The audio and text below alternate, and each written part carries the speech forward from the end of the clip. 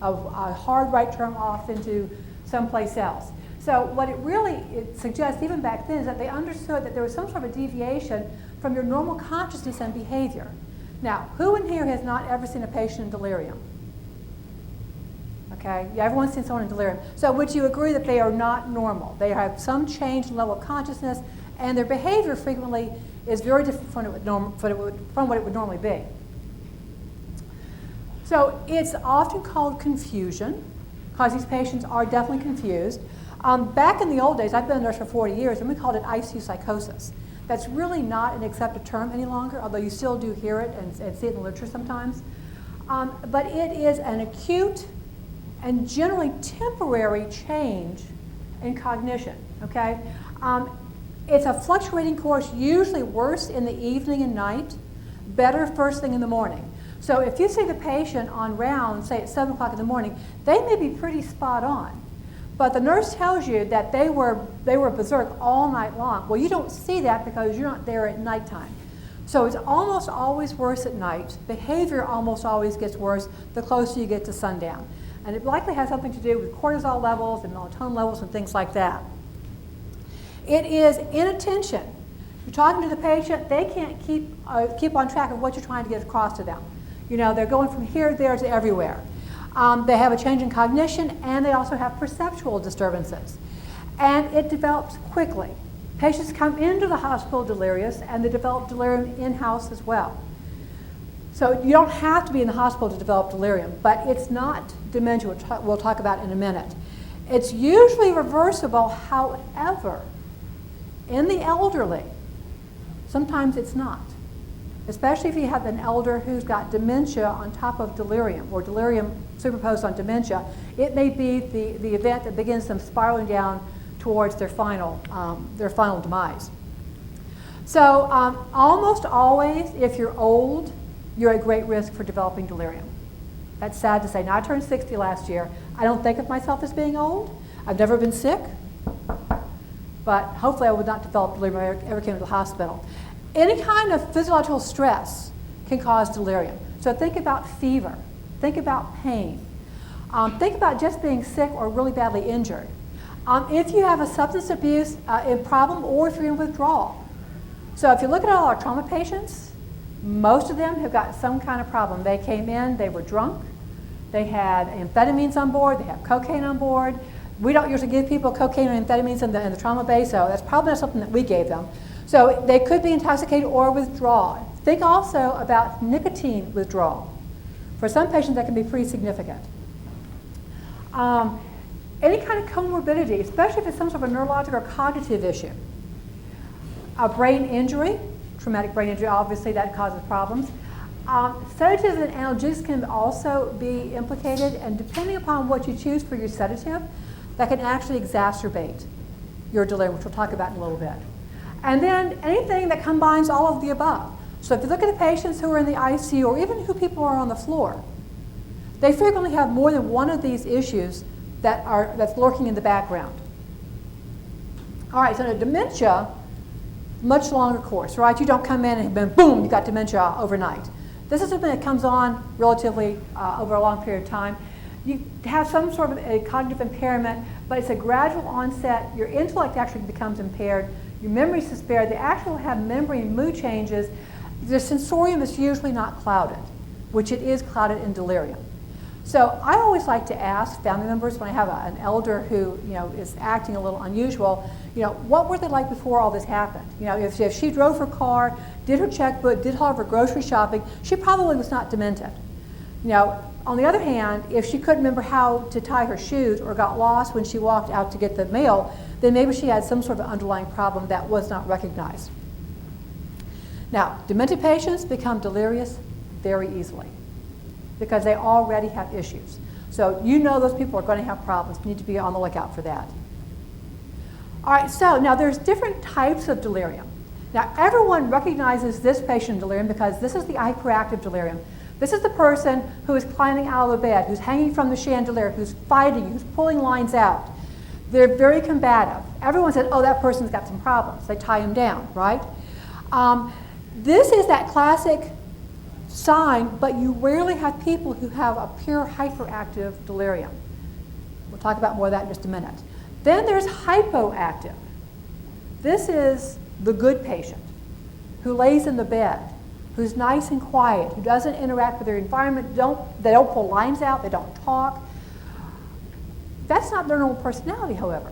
So that's definitely an issue. This is very, very much under-recognized, okay? Almost 44% of these people who have delirium have got a hypoactive delirium. So because it's underdiagnosed, it means that it's not treated, and these patients can have problems from that. Most people have a mix of hyperactive and hypoactive. So they'll be wild and crazy, and then they kind of get really quiet. And then they'll get all riled up again, and they'll get quiet again. So they go on this roller coaster up and down. It also can be missed because you can think these patients are psychotic or having some sort of acute psychotic incident. And this has a worse prognosis. So just in case you guys think delirium is a benign thing, it's not. We'll talk more about that in just a minute. It's very underdiagnosed. It doesn't make any difference whether you are talking about in the ICU or on the floor or even at home. It's frequently missed. In the ICU, it's missed very often. Up to 80% of people in the ICU can have delirium, with recognition rates of very low. So in the trauma patient, if you're mechanically ventilated, almost 92% of those people will have delirium.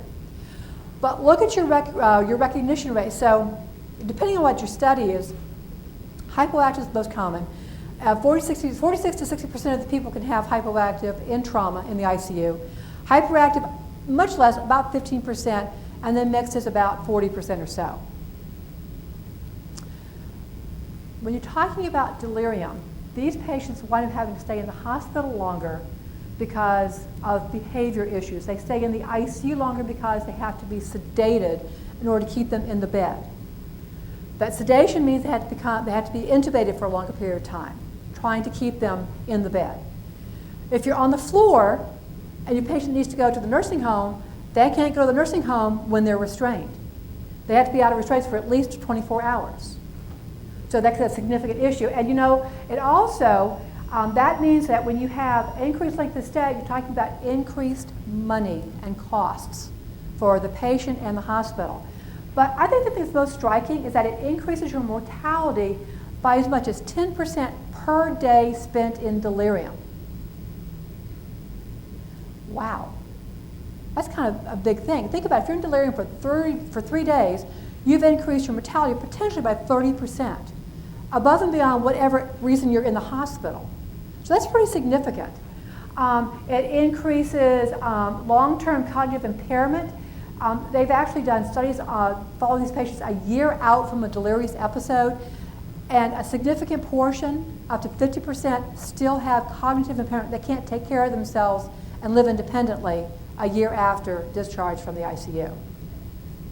So you're in a car wreck, you're walking, talking, making sense, you were fine beforehand, you have a delirium episode while you're in the ICU, and up to 50% of the time, you still cannot take care of yourself independently after you get out of the hospital. And these aren't always old people, because trauma patients typically are a younger population. You also have an increased rate of discharge to long-term care because you can't take care of yourself. And your family can't take care of you. So you wind up going to a skilled nursing facility or the nursing home if you're older. And if you're elderly and you go to the nursing home, your chances of leaving the nursing home are not very good, because mortality rates in the nursing home within a year are really pretty high. So it's not a benign thing. It's a real problem that we need to be really aware of. Okay, so there's actually case reports of people dying from delirium in the hospital.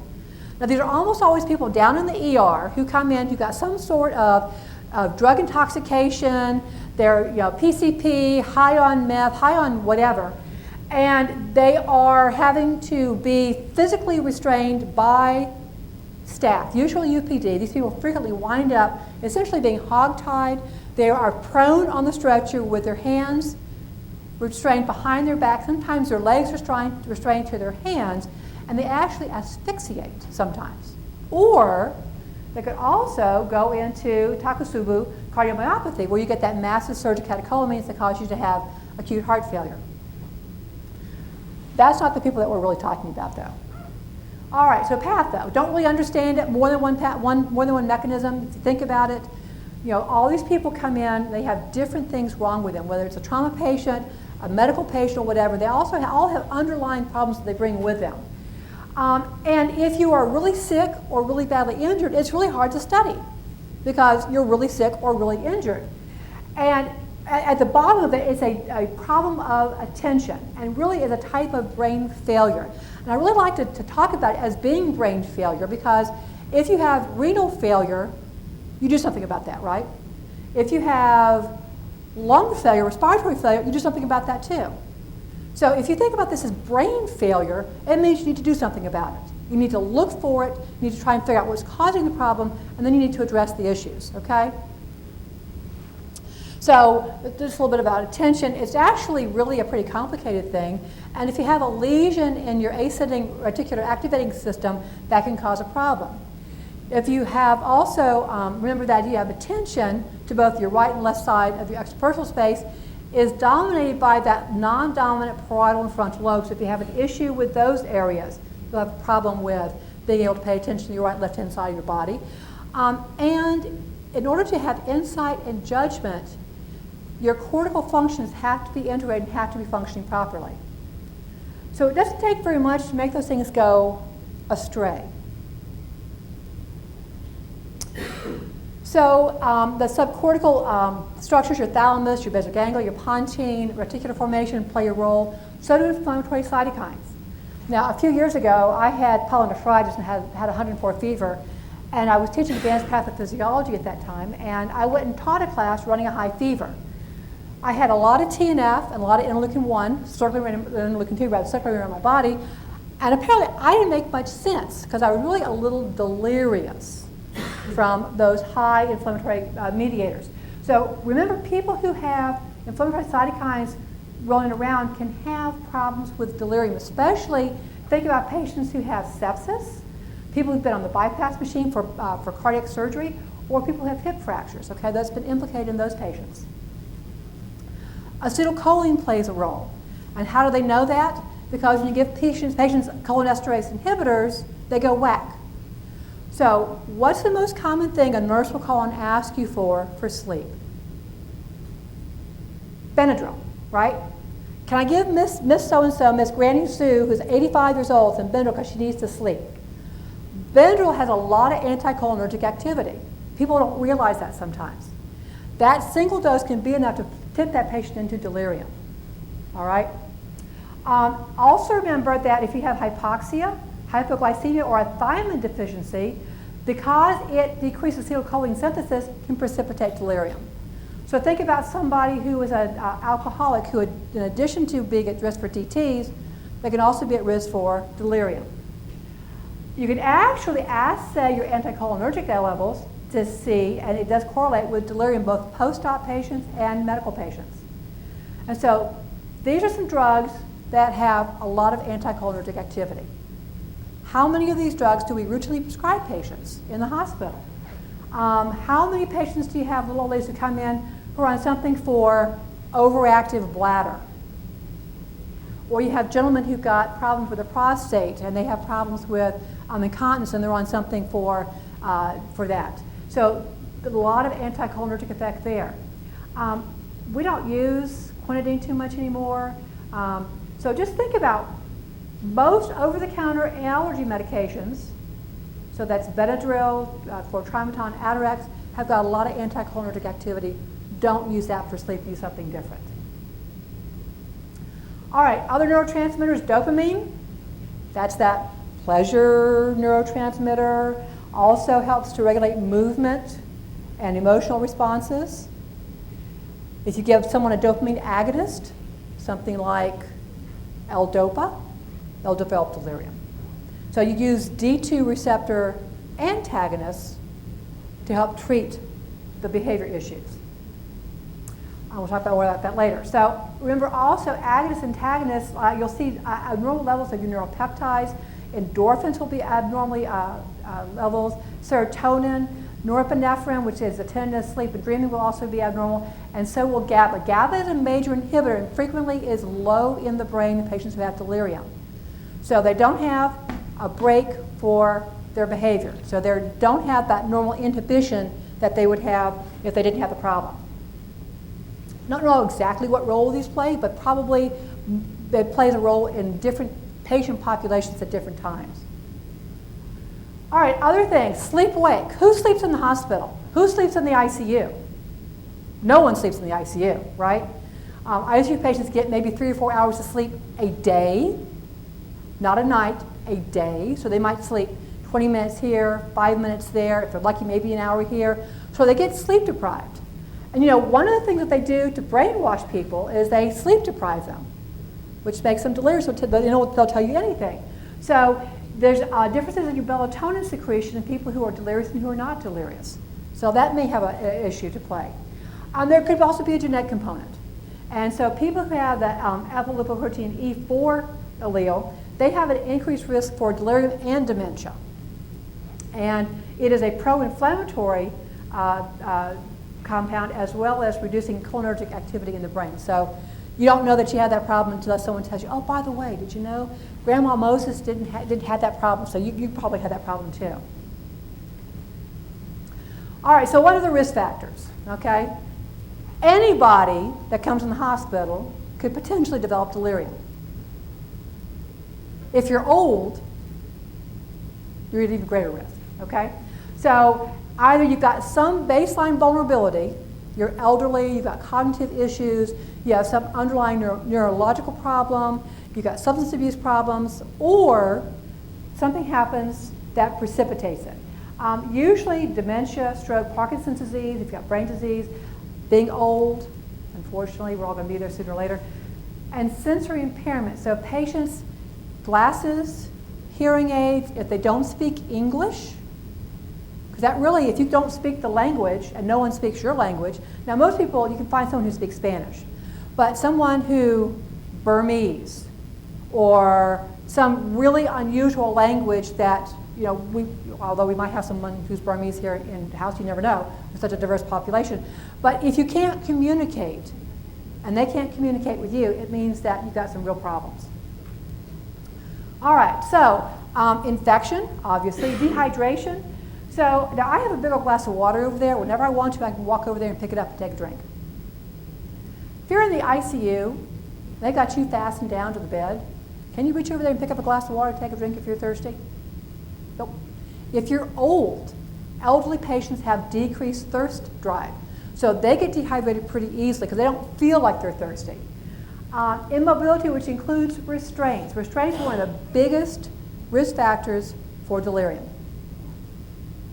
Now, you have to keep the patient safe, you have to keep the staff safe, but if you can get away without restraints, that's really what you want to do. Foley's. Why do most patients fall in the hospital? Getting up and going to the bathroom. Because most adults are not going to soil the bed. Right? So getting up to go urinate, getting up to go have a bowel movement. The Foley frequently makes you feel like you need to go to the bathroom. The normal response for all of us would be to get up and go to the bathroom. What's going to happen to you in the ICU? They're going to fasten you down. And of course, polypharmacy. Anyone looked at how many medications elderly people are on these days? It's not 1, 2, 3, it's 15, 20, 25, 30 different medications on some patients. It's a lot of pills, a lot of problems, a lot of chances for interactions. And a lot of times what happens is that we give somebody medication and they have a side effect from it, so what do? We give them something for the side effect. And then we give them something for the side effect for the thing we gave them for the side effect, so it really kind of sometimes dominoes. All right, drugs and things that we give patients, okay? Drugs of abuse, which are all the things you can think of, including caffeine for some patients and nicotine. And you know, if they're in withdrawal, so if someone drinks 5 or 6 or 7 or 8 or 10 pots of coffee a day, and they're all of a sudden in the ICU, fastened down, not getting their caffeine, they're going to have some pretty significant issues with that. Also think about medication side effects. So if someone begins to act up, you need to look and see, am I doing something that's causing the problem? And if I am, can I get rid of it? Infections, brain disorders, head injuries, makes sense. Any kind of organ failure, okay? So when you begin to have organs fail, then you begin to have the internal environment changing. So obviously heart failure can cause a problem, liver failure, whether it's acute or chronic, because of elevated enzymes and ammonia levels, renal failure because of uremia. If you're a trauma patient, especially if you have a SIRS response, or a head injury, or a fat embolism, which is really relatively rarely diagnosed. All right, so any medication you can think about has the potential for causing delirium in the right patient. But look at the antibiotics that are up here. So penicillins, how often do we use Zosyn? Cephalosporins, I like Rocephin a lot for UTIs. Macrolides, fluoroquinolones, all those have been implicated in delirium. Phenytoin, we don't use that too much anymore for seizure prophylaxis in head injury patients. Beta blockers and clonidine, and of course steroids. So if you have somebody who also begins to develop delirium, you need to look at their medication list to figure out, is there something there that may be causing the problem and can we do something about it? All right, so if you have the patients who have sigma receptors that have an increased risk for delirium after getting narcotics, these are the people that they tell you, I got a dose of morphine and I went ballistic. They've got this sigma receptor that's caused them to develop delirium. They probably shouldn't get any more morphine, okay? Because you don't really want them going ballistic again. All right, so how do you know someone's delirious? Because in order to be able to treat delirium, you have to actually look to see if it's present. And this is purely a clinical diagnosis. You might do lab, you might do imaging to rule out something that might be causing the issue, that might be influencing it, but it is a purely clinical diagnosis. So you actually have to look for it first in order to be able to assess for it. So you frequently will do some diagnostic studies to try and look at some underlying cause or contributor. So if the patient is dehydrated, you need to replete their volume, and you'll find that out by looking at their lab. But I can't emphasize this too much. In order to make the diagnosis, you actually have to entertain that it's a problem to begin with. And too often we don't. So if the patient is agitated, if the patient is confused, if they're trying to get out of bed, if they're pulling at things, if it's a change from their baseline, if their family says, Grandma never acts like this, she's very prim and proper, she would never curse you out. That is a change from their baseline behavior. That is a significant finding. Recognition rates as low as 12 to 43%. And treatment is inadequate in up to 80% of patients. That is unconscionable on our parts. We may not be able to prevent delirium in every patient, but we certainly need to recognize that it's present and we need to do something about it. All right, so if you're in the ICU, there's the CAM-ICU that you'll use. We'll talk about it for the floor as well. This was actually developed using the DSM so that for the non-psychiatrist could actually diagnose the presence of delirium. So our psychiatric colleagues are very helpful when we have those patients that we're having trouble getting their behavior under control. But you don't always need to do a psych consult. So if you're in the ICU, the first thing to decide is how sedated is the patient. If they are down here at a -5 and you can't arouse them, you cannot figure out if they're confused or not. They're too sedated. If they're up here at a +4 and hanging from the chandelier, you also can't really do an assessment because they're not going to be able to cooperate with you. So actually, if they're up here, you know that they're delirious already. So you want them somewhere between a 3 or higher to be able to actually use the CAM part. And the CAM part looks at 4 different things. Do you have an acute change in your mental status, or is it fluctuating? So are you spot on sometimes and then you're out in the middle of nowhere at other times? Are you unable to pay attention? Do you have problems with inattention? You must have those 2 things present. And then you have to either have disorganized thinking or some altered level of consciousness. So if you're on the floor, you start right here. So if you walk in and the patient is spot on, they probably don't have delirium. If you walk in and they think that they're out in the middle of the field, then you've got a problem. And so you can ask the family, you can ask the nursing staff, are they fluctuating back and forth? Inattention, you ask them to squeeze your hand when you spell save a heart and you actually have an extra A in there. And you have to spell it slow enough so they can actually have time to process what you're asking them to do. If they speak Spanish or another language, obviously you can do this in Spanish. If their RAS anything other than alert and calm, they've got an altered level of consciousness. Okay? And then disorganized thinking means that they don't answer some really simple questions. They get more than one wrong. So you ask them, will a stone float on water? No, it won't. Are there fish in the sea? You hope so, right? That would be a yes. Does 1 pound weigh more than 2? And then the last one is, could you use a hammer to pound a nail? So those are all really simple concepts that really, even a relatively young child would be able to know that's the answer to that. And then you ask them, hold up, however many fingers you want to hold up. And then you ask them to do it on the other side. If for some reason they can't do it on the other side, tell them to add one more on the same side that you started out with. So if they have a broken arm or whatever and they can't lift this one up, okay? So remember, delirium is if you have 1 and 2, and then either 3 or 4. Once you diagnose delirium, do something about it. All right? You got the beginning, now you got to do something with it. The best thing is actually to prevent it, okay? So it's not preventable in everybody, but I think we need to at least think that we can do that, all right? So the SCCM came up with the ABCDE bundle, and we're going to go over these real quickly. And the first is to do a daily awakening trial, a drug holiday every single solitary morning, coupled with a spontaneous breathing trial. So you have to coordinate those two, because if you do the spontaneous breathing trial and the patient's still heavily sedated, are they going to pass that? No, because they're too sedated to breathe spontaneously. So you want to do daily awakening coupled with spontaneous breathing trial, which is going to decrease your vent days, increase your chance of getting extubated successfully, and because you're decreasing the sedation, you decrease their risk of developing delirium. Choose the right sedative.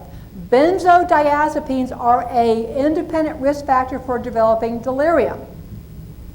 Don't use benzos. It's the wrong drug to choose. When the nurse calls you and tells you that Grandma Moses is hanging from the chandelier, can I give her 2 milligrams of Ativan? Say no. It will put her to sleep, but when she wakes up, she'll be worse. So you've just deferred the problem to the next person, because hopefully you'll be home by then, or the nurse will be home by then. So don't give benzos in delirium. Go see the patient, try to figure out what's causing the problem, and then we'll talk about some other better options, okay? If they're in the ICU, dexmedetomidine is better than propofol. Propofol is way better than benzos. Actually, no sedation is better than all of them. Back in the old days, which weren't always good, we didn't have people on continuous drips. And that's only come about in the last 20 years or so. And so, now we're finding that being on all these heavy sedations and heavily medicated states in the ICU has some negative sequelae. These patients should get out of bed early on. I like my patients to eat, poop, and be out of bed. If you're doing those 3 things, you're getting better. There's no reason why patients on the ICU cannot get up in the chair, why they can't participate in PT to the limit of their injuries or their illness. Going from bed to chair is a significant improvement from laying in the bed. And sitting up in the bed is not the same as getting in the chair. All right, so try non-pharmacological measures first. Try to figure out, are you giving the patient anything that's causing them to become delirious? Figure out what's causing the problem if possible. In the elderly, it might not be one thing. It might be 2 or 3 or 14 things. So the most common cause for altered mental status or delirium in the elderly is medical students, Trishelle, infection, right? Coming to the ER with altered mental status. 2 most common causes, urinary tract infection and pneumonia. Same thing happens at the hospital. So if grandma is fine one day and the next day she's not, think about, does she have something else going on besides what she came with? Whatever you can get rid of, okay? So if they're hypoxemic, don't sedate them, fix the hypoxia, Okay? That seems self-evident, but it's not. Pain, actually narcotics are both good and bad. So if you're in severe pain, it can cause delirium. So if the patient is acting wild, treat their pain, and if they don't get any better, then that was not the problem, okay? Anemia, not getting enough oxygen to the brain. Brain needs oxygen to work. Sometimes psychoactive meds can cause problems if they're dehydrated or electrolyte, especially sodium abnormalities can cause problems.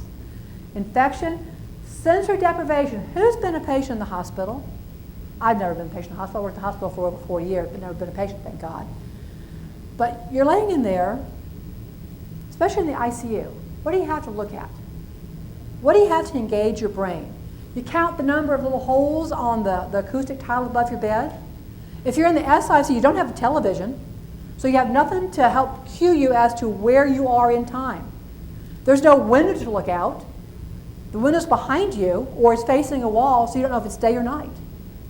So it's very easy to lose track of where you are in the world, where you are in the day, what's going on around you. And immobility also causes issues. So we fasten these patients down the bed. We don't want them getting up, lay still, look pretty. That's not good for the patient. So some things to think about. It's noisy in the ICU, especially at nighttime. Studies show that what wakes patients up in the ICU at nighttime? Conversations. Not alarms going off, but nursing staff talking. Now, I've not worked that many nights in my career, thank God. But it's hard to stay awake all night long. So what do you do when you're trying to stay awake? You chit-chat, you have a good time, you bring food, you make it a little loud. That's not good for the patients because they really hear all that. That disrupts their sleep cycle. So what about earplugs? They're cheap. Helps cut down the noise, doesn't cause any problems, may help sleep, especially in patients that are in really noisy environments.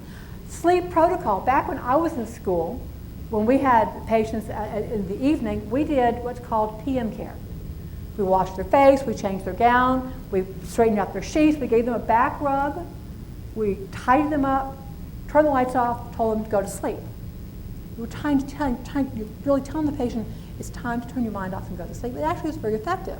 So this was a study out of England because it was warm milk, but it all helps. Turn the TV off.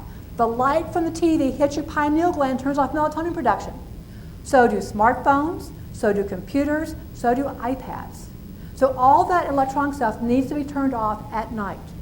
Lights off, blinds closed if at all possible. It should be dark. You want to produce melatonin. Now, that's not always practical because patients sometimes are actually assaulting you or the staff or whatever. So sometimes it can be really challenging to manage the behavior.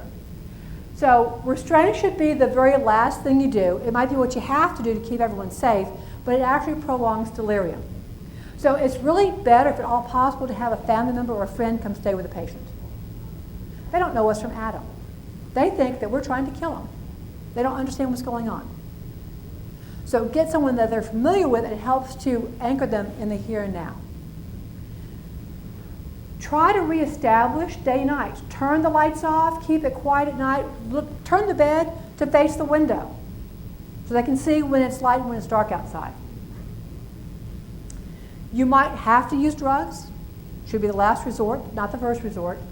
And only after you try to fix everything you could possibly fix, okay? There is no drug approved by the FDA for delirium. Everything that's used is off-label. So the old standby is Haldol, which I don't really care for very much, but psych likes it a lot. It does work if you give enough of it. And so generally, what you'll read in the literature is 5 to 10 milligrams every 20 minutes until their RASS, or their sedation scale, is where you want it, so where they are relatively manageable, which means you might give them a whole bunch. And then they recommend giving a quarter, whatever that dose was, every 6 hours to maintain that. Problems with, it works by blocking your dopamine 2 receptor. You can see extrapyramidal effects, especially in people who've got Parkinson's disease, so it's not a good drug to use for them. You can see neuroleptic syndrome in these patients, and of course, you always worry about a prolonged QT interval because you don't really want the patient to go into torsade. The sensory side is not a pleasant thing. Now, there are other medications choices. The newer atypical antipsychotics, they're all dopamine 2 receptor blockers, as well as 5-HT2 antagonists. So Seroquel, Risperidol, Geodon, and Zyprexa, they all work about the same way as Haldol. They seem to have fewer side effects and be as effective. So Seroquel is the most sedating. This is really a good thing to use for little old grandmas. Give it to them at nighttime. You help them sleep. Once you reestablish sleep patterns, sometimes delirium really fixes itself rapidly. Risperidol is relatively non-sedating. It doesn't have really a lot of hemodynamic effects. You'll see psych uses this a fair amount. Zyprexa is more sedating than Haldol, but less extrapyramidal effects.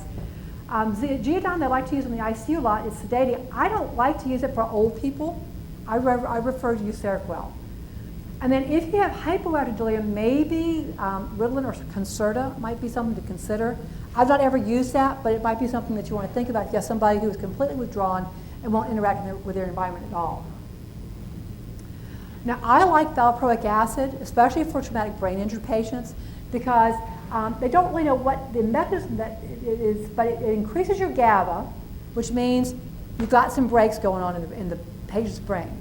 And it helps to decrease those excitatory NMDA neurotransmissions so that you've got less of that hyperactive kind of behavior. It works really well in TBI patients and tends to help their disinhibition. However, it's got a black box warning for hepatotoxicity and pancreatitis, so you need to monitor your liver functions as well as amylase in these patients sometimes. Benzos, does anyone think you should use benzos for delirium? Good. Don't use benzos. The only reason you should use them is for somebody who's coming off of alcohol, you worry about DTs, or someone who's got a benzodiazepine addiction. That's the only reason to use benzos, okay? They actually looked at using cholinesterase inhibitors like Exelon because it made sense. They use it in dementia. If you have problems with anticholinergic activity, you want to block that. They actually found that you have increased mortality rates in delirium patients. So there's no role for these cholinesterase inhibitors at this time in delirium. Something new may come out down the road, who knows? Let's talk about some people real quick, okay? So this is Miss Loretta, okay? This is a nice little black lady. She was 86 years old, came in after she fell.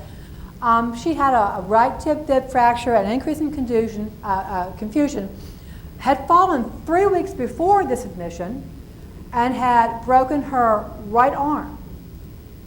She was incontinent and incoherent for the past 2 days. She was up on the floor. Had had a TIA in the past. She was hypertensive. She had overactive bladder. She had GERD, and she was anemic. Her daughter was a nurse. You all know that when you have a medical person as a family member, it makes taking care of the patient sometimes more challenging, right? Because we always know better. She was on Neurontin, low pressure, Prilosec. She was taking iron, on Norvasc, Agrinox, had lots of allergies. I'm not sure if they're really true allergies, but this is what her daughter related to us. Morphine, codeine, oxycodone, tramadol, penicillin. When she came to the ER, her GCS was 11. Normal's 15, right? Pupils were equal. She had an obvious right calf deformity, otherwise unremarkable. She did have a left dural hematoma that they found on CAT scan, as well as the arm fracture and the leg fracture.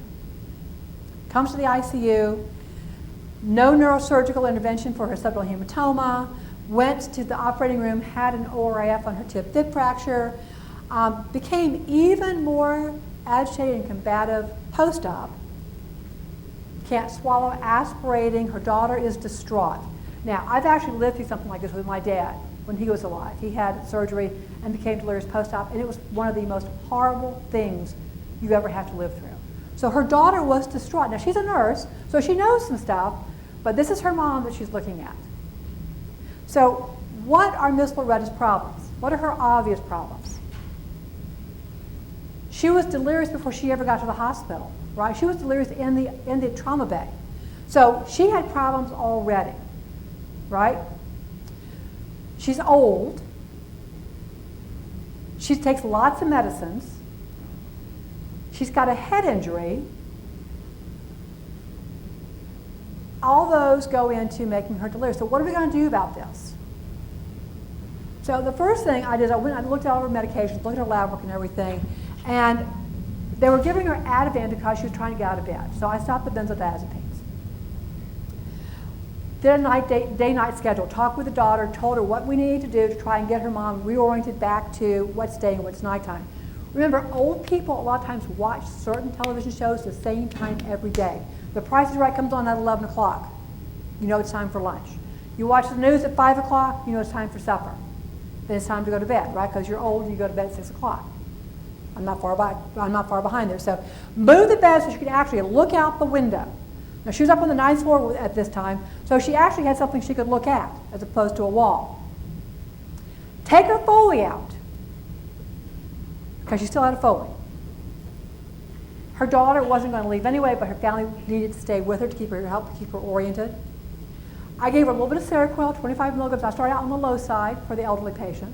It helps them sleep, but also helps to block dopamine in the brain. No restraints. No restraints. Figure out some other way to try to keep her in the bed, because the restraints make it worse. And here's the thing, in order to be able to do this successfully, the nursing staff has to understand what you want to do and why you want to do it. They have to understand that it's not going to be fixed immediately. Because if you don't take, well, you guys aren't nurses, Dawn is, but I am. I've taken care of these patients. They're very challenging to take care of. You want to keep the patient safe. You want to keep yourself safe.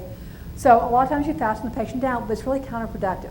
So discuss with the nursing staff, this is what's going on. This is what we're going to do. It's going to take a while. It's going to be a stepwise process, but we're going to get there. The family also needs to understand that it's not something that's going to get fixed immediately, although it would be nice if it did, okay? You get buy-in from the family and the staff, you're going to be much more successful in implementing your treatment plan. So she got better over 40 hours. Now she wasn't all the way back to the way she was, but she was much better. She was able to actually know where she was. You could carry on a conversation with her.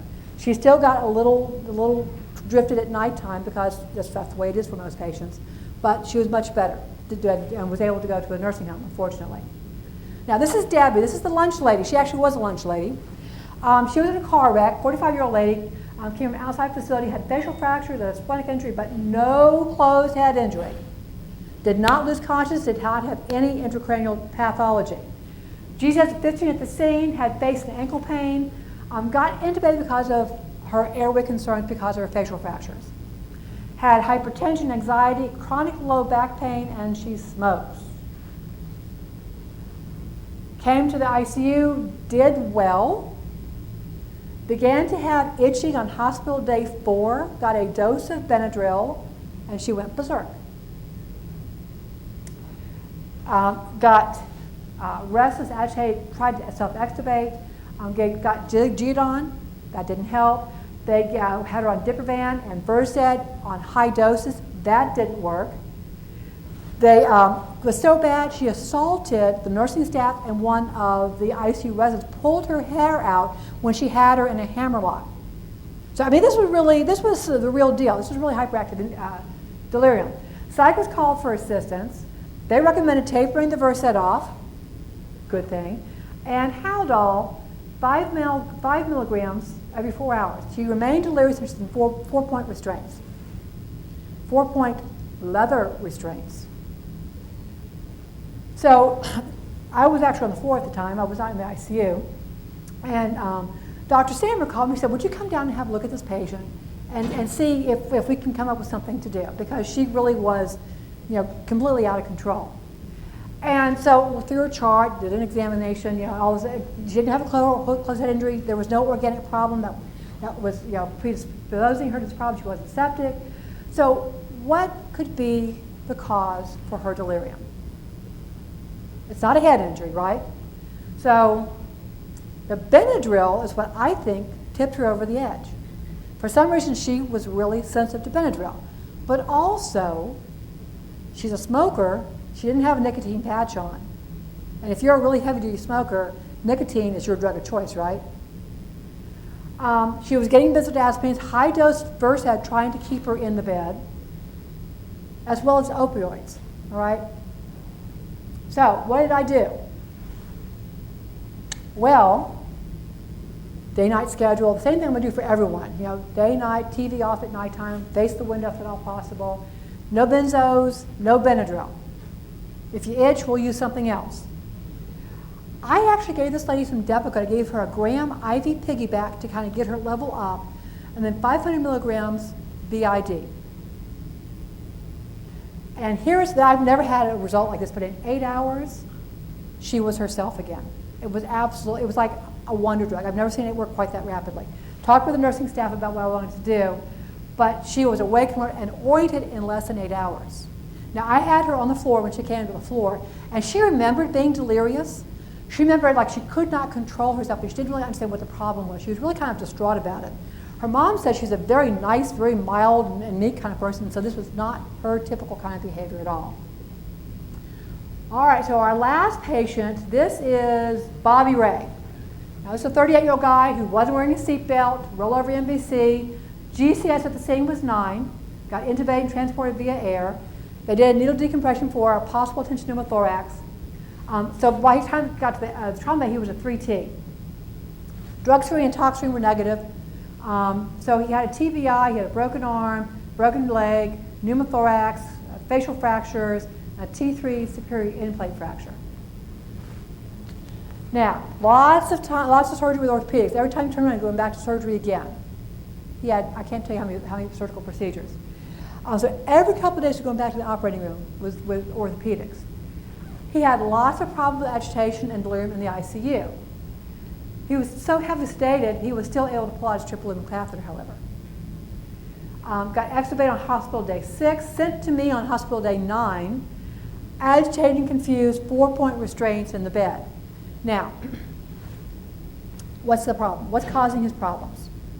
Well, he's got a head injury, okay? Also, multiple surgical procedures, general anesthesia. All those kind of put you back at the beginning, so all those can cause problems. He got Robenal, which is an anticholinergic as well as Versed. He had a TBI. He got sedation with propofol and benzos to keep him from pulling his ET tube out. He couldn't sleep. When I saw he was up on the floor, you know, his wife was telling me he hasn't slept in 4 days. I'd be crazy too. And it really wasn't recognized and treated until he got to the floor. So what I did, night schedule, and they were bad about leaving the TV on all night long. I sleep with the TV on at home. Well, turn the TV off. If you need the noise, you know, play some kind of non-vocal music. So, you know, some mood music in the background to help you sleep. Pain control was a big issue with him. So I had to get his pain under control before I could actually think about getting his delirium under control. Took his Foley out, let him avoid the old-fashioned way. I gave him some Depakote. I like Depakote for TBIs. It really works well with low GABA levels. And I also started a little bit of Geodon at nighttime for sleep,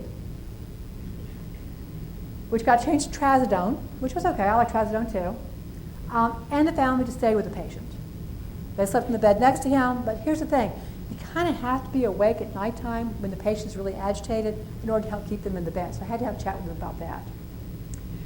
And take the restraints off. During the daytime, he should not need to be restrained.